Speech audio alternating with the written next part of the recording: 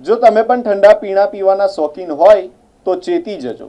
ઘટના ભાયલી વિસ્તારમાંથી સામે આવી છે કે જ્યાં એક પાનની દુકાન પરથી ગ્રાહકે ઠંડુ પીણું ખરીદ્યું હતું, પરંતુ એ બોટલમાંથી જીવડું નીકળવાની ઘટના સામે આવી છે।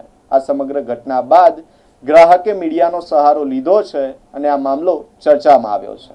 ભાયલી વિસ્તારમાં આવેલી પટેલ પાનની દુકાન પરથી એક ગ્રાહકે ઠંડા પીણાની બોટલ ખરીદી હતી। ગ્રાહકના જણાવ્યા અનુસાર અડધી બોટલ પી લીધા બાદ તેમને બોટલમાં જીવડું દેખાયું હતું।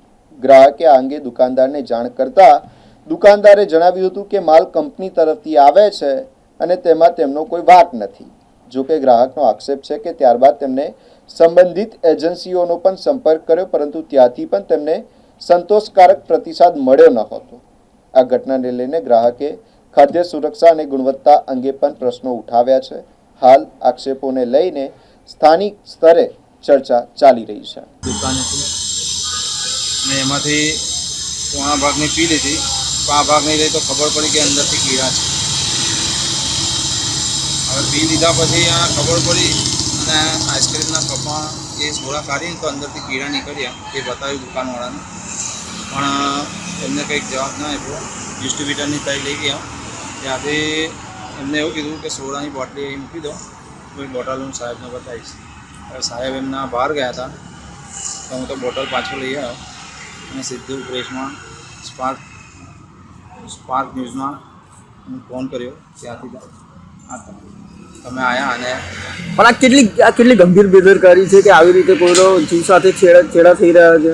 કંઈ બી થઈ શકે છે આ પીવાથી, માણસ બીમાર બી પડી શકે છે, કાં તો જીવ બી જઈ શકે છે।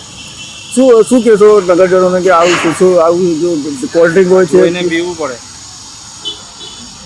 ગમે તે પીણું જોઈને પીવું પડે, કેમ કે આ રીતનું ખાસા ટાઈમની હશે આ। એમને એમાં કંઈ એક્સપાયરી ડેટ કે એવું કંઈ લખેલું છે? એ એના ઢાંકણા ઉપર હતું લીલા પર, એ એમને તોડીને અંદર રાખેલ છે। હવે એ એવું કહે છે ભાઈ કે નવી જ છે બોટલ પેકિંગ, નવું પેકિંગ છે તોય આ રીતનું કેમ નીકળે છે કીડા, એ કંઈક ધ્યાનમાં નથી આવતું। તો આગળ કંઈ ફરિયાદ કરો છો આના માટે? ગ્રાહક સુરક્ષા માટે ફરિયાદ કરી છે। હા, 112 નંબર પર કરી છે તાત્કાલિક।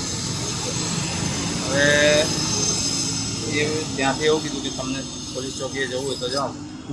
તો હું કીધું કે પ્રેસવાળા આવે છે, ફોન કર્યો હતો, बस બીજું કંઈ नहीं। શું નામ છે આપનું? संजय राम। भाईली में है नायरा पेट्रोल पंप के पास। हमने इनको पीने के कस्टमर हैं आए, सोचियो का हमारे पास सब सिल पैक ही रखा हुआ होता है। हमने इनको दिया, इन्होंने बोला अंदर कचरा है। मैंने इनको बोला कि भाई इधर एजेंसी है, वो आता है। हमने ले गया इनको एजेंसी को, साहब से बात करवा दिया, कंपनी को दिखा दिया। हमारे पास सिल पैक जितना भी माल है सिल पैक है, हमसे कुछ लेना देना कंपनी का सिल पैक है। जो हमारे पास जो माल पड़ा है वो भी हमने दिखा दिया और कंपनी को जान दे दिया। तो क्या एक्सपायरी डेट वाला था क्या ना, किया ना, जो कस्टमर को दिया गया? और जो है किसी में कुछ नहीं है, इन्होंने पिया, उसने उन्होंने बताया कि इसमें कचरा है, ऐसा ये बोल रहे हैं।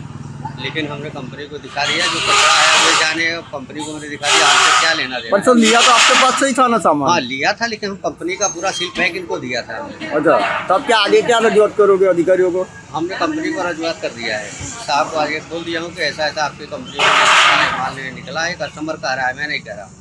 पर सर किसी के साथ, किसी के शरीर के साथ ये जोखम नहीं है? उसके अंदर कुछ देखो है नहीं, जो ये कह रहे हैं जितना उतना तो मुझे नहीं लगता है, लेकिन अब ये लोग जांच पड़ताल भाई करे क्या सर है। वीडियो में तो दिख रहा है कि बड़े बड़े जीव है अंदर। हमारे ना ऐसा कोई बात है नहीं। देखो जो कहने का साफ है, कस्टमर को मन को विश्वास हो या ना हो, लेकिन कंपनी है, कंपनी वाले ने बोला कि आप बोतल रख दो, हम कंपनी को भेजेंगे, हमारा इतने काम है बस। क्या नाम है आपका सर? हमारा ब्रिजेश है नाम।